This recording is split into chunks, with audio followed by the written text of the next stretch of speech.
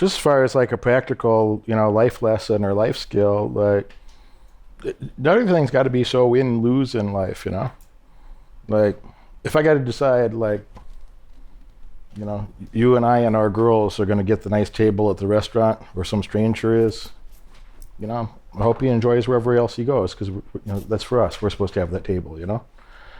But in a context where it's a possibility that we can get the thing that we want, and we can help somebody else get something that they want, and there's a path forward in the future that we could do business again, and all of us get more of what we want.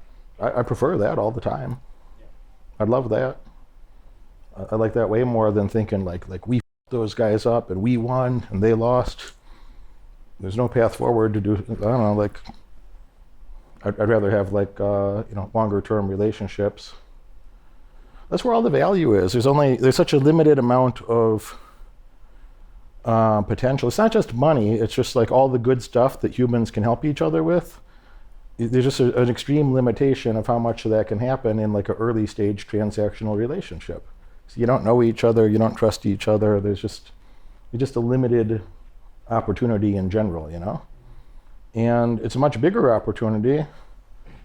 If you and your buddy can go make money together consistently and help each other win, if you and your girl can have a good relationship together and help each other win, in just any context in life, your training partner, your business partner, your life partners, your friends, is like there's a lot bigger opportunity there over time that you have the continuity and social momentum and other people to vouch for you and so on and so on and so on. So I really try to think about that, but why? I don't like this win-lose type thing so much, I like win-lose in the sense of like, some of the communist political party that's been going on in our country in recent years. I love it when they lose. So that's a different thought, But like, just some guy, like, do I need to? I don't know. I don't want to go like bully some dude or put him in a bad situation unnecessarily. What are we doing? What do we win? What did we get? So even people that in like low positions in the world or low status positions, like if I go to the Home Depot and there's some kid that works there and he does a halfway decent job and we can communicate and get some things done, and I can give him some tips, I can give him some financial tips, hey bro, thanks for helping, here's $20. Not to help me steal something or do something inappropriate, just make it easy for me to like, hey, could you cut those few boards for me before I get there and have that ready? Sweet, thanks, Maybe I can give that guy a job later on a construction project. Maybe he'll get promoted at the store and he'll be, a higher level person at that store. Like, so even if it's like a teenage kid working at the Home Depot, like, would I rather have this guy as my enemy for some reason, or like make fun of him randomly at his job, or like why? What? It's like counterproductive to like just living an industrious life, Frank at one time, he grew up here, and in his early 20s, he was a bouncer at infamous local strip club. And they have all kinds of drunk people do all sorts of crazy things, and at a Vegas strip club, you can imagine, and especially over a long time duration of like, imagine hundreds of nights of crazy Vegas stuff, late at a 24-hour strip club.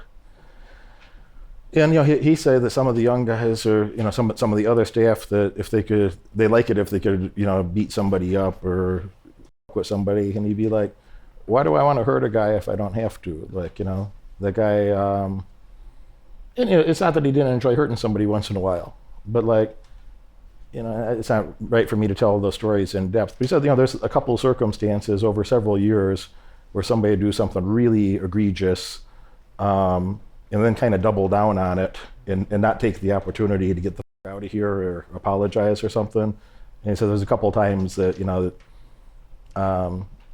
he didn't mind that somebody got hurt pretty bad, But that wasn't like a normal policy. It's like, all right, if a guy does something up and we apply enough force to like get him out of here, that, maybe he's a little embarrassed, a little humbled, but we treated him fairly. Right, then we didn't lose a customer necessarily. We're not going to have a negative review on the internet. We're not going to have a police report. We're not going to have a news story.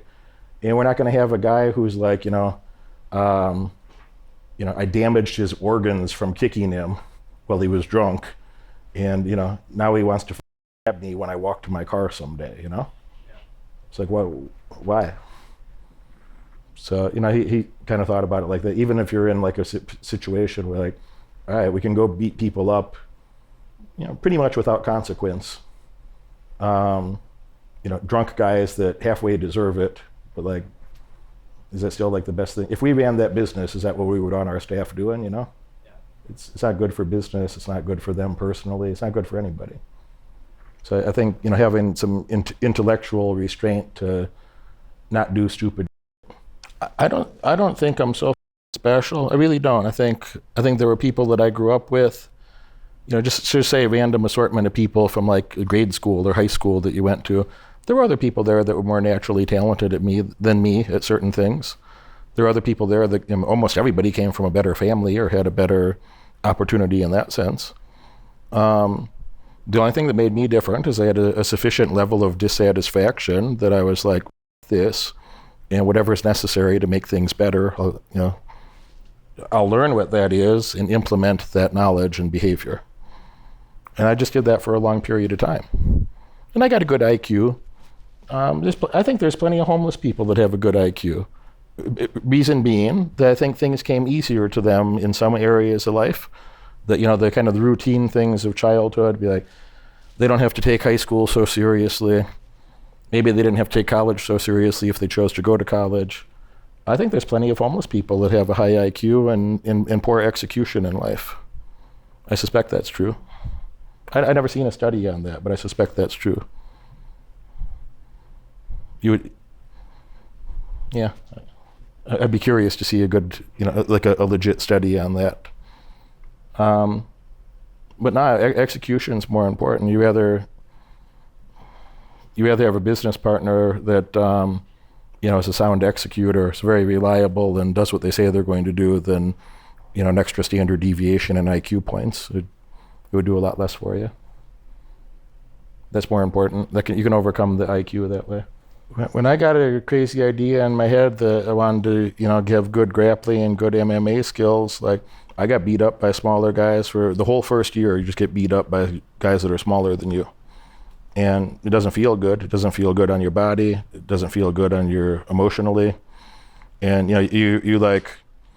you start tracking progress in your head of like, when somebody comes over and f***s you up 8 times the same way, you're like, all right, how do I fix that? And you start tracking progress that you go train with everybody else. Those adjustments, escapes, stopping the thing from happening, escaping from the thing when it does happen, defending yourself effectively so to mitigate threats. And, when the guy comes back 3 months later and he can't do that anymore, then you feel, now he'll f*** you up a different way. But, you feel like, oh, I made good progress. And then you get f***ed up a different way. And you get f***ed up by the other people that came, for those 12 weeks in between too. So they all f***ed you up this way, that way. I had to tap once, Michelle Watterson, who's a small woman, had my shoulder twisted up in a go-go plata or whatever the f*** it's called. Modified omoplata. That wasn't like really flattering for me. I didn't really love that. You want to tap to like a 130-pound girl twisted on your arm? I didn't really like that either. So you have those situations, and then you get tired of getting beat up that way, and you learn to defend this thing, that thing. Then you get beat up in a more sophisticated way. First you get beat up in different ways. Then you learn all those foundations. Then you get beat up in more sophisticated ways, and so on, But like for the first year, it's just humiliating. And then for the second year, it still sucks, but it's less humiliating. And then in your third year, then I started feeling like pretty good, Be like, all right, like my defense is pretty good. And like at this point, like Frank even said that in October when he did like beat down boot camp. He's like, so I can't tap Derek anymore. If he wants to play defense, I can't get a submission on him anymore. And when he was fully healthy and 285, and this guy is super talented, but most submissions in heavyweight history at UFC. So that was a nice compliment that I'm like, it's true, but it's nice that he would say that, publicly. So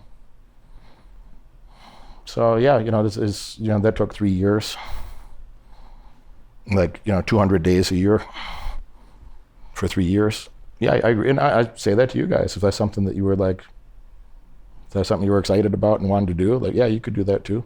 Hard to build the same infrastructure that I did, but if you go work at it, you'll get better.